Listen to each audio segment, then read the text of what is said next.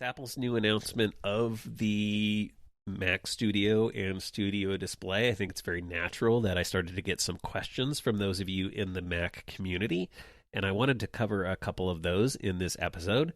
John wrote in to ask me, hey, can I combine my 55-inch 4K OLED LG TV with a Mac Studio and use that as a monitor? Are there any pros or cons in doing this? And the technical answer is yes. The Mac Studio has an HDMI 2.0 port. You could definitely use that to connect your 55-inch 4K OLED LG TV. You can definitely use that. Practically, do you want to do that? That might be a little bit of a toss-up. For one, televisions tend to have lower refresh rates, so things like dragging or scrolling might not be as smooth as with a dedicated computer monitor. They're also limited in terms of the resolution, 1080p, or I guess you have 4K, so you're going to be limited to those 4K resolutions. That may or may not be such an issue. Color accuracy may or may not be very good. You don't have a lot of adjustments or tweaking there. Another potential big issue is just ergonomics, right? Most televisions have a static stand, so you're not going to get any tilt or height adjustment. You're probably going to have to sit pretty close to be able to read things like text. And with a 55-inch display, that's pretty massive. If you're sitting close, neck strain might become a bit of an issue. You're going to be kind of moving your head back and forth quite a bit to see everything on the display. So again, while it's technically possible, it may not be the best solution. You might have to play around with it a little bit. Again, I think this kind of comes back to what we were just talking about in terms of like filling the gap in terms of price. You invest the money in a Mac Studio and then you still have to get a monitor for it, but you've spent so much money on your Mac Studio that you don't have a lot of extra cash for a monitor. So you're thinking, hey, what do I have around my house? Oh, I got this TV. I could just connect that and use that as a monitor, maybe save a little bit of money. Might not be the most ideal solution.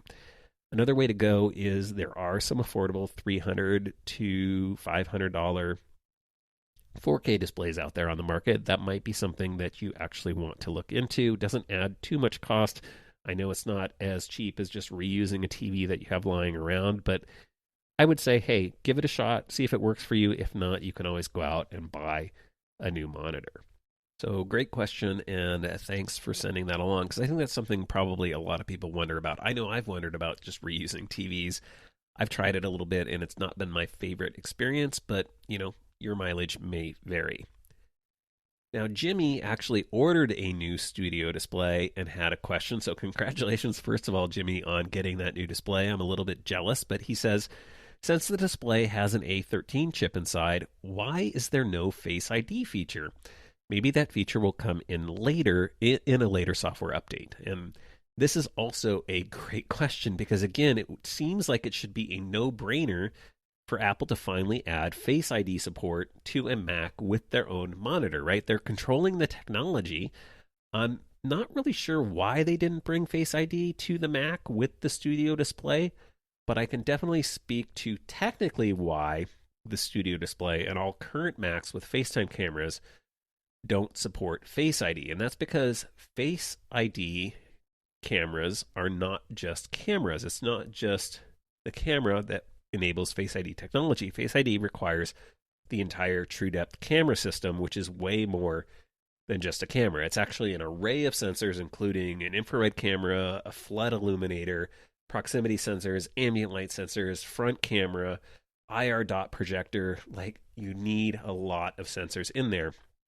And the studio displays and MacBooks and MacBook Pros, they just have a camera in there.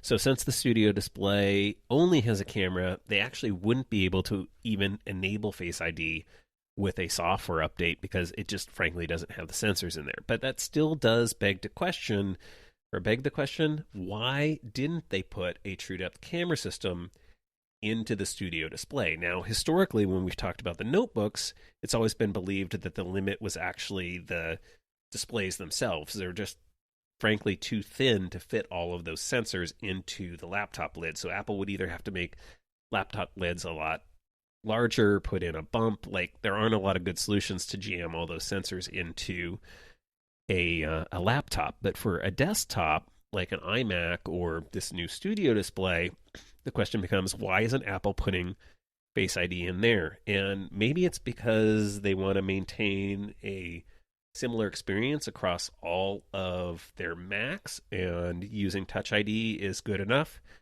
All of your Macs for desktop and notebooks presumably have a keyboard attached, so unlike an iPhone or an iPad, you can just have Touch ID on the keyboard, and that works great. It's reliable.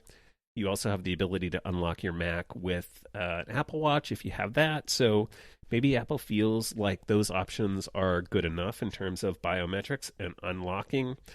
Maybe there's also a fear of accidental unlocks when you're just walking by your machine.